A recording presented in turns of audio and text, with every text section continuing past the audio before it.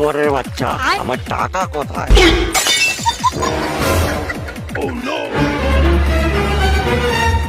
এই আরে বেড়েছে না ওরা, আমার বাপ চলে এসেছে মারা। তোরা বড় মদ গেল, আমি চললাম।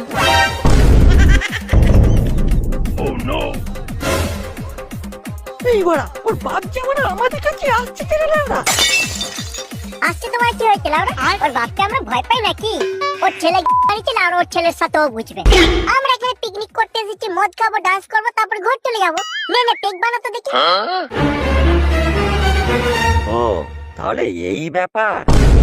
1000 টাকা চাঁদা দিয়ে তোদের বাংলা মদের পিকনিক হচ্ছে? হ্যাঁ হচ্ছে, তাতে তোমার কি লাউরা? আমার কি মানে? এখন থেকে তোরা বাংলা মদ খাচ্ছিস?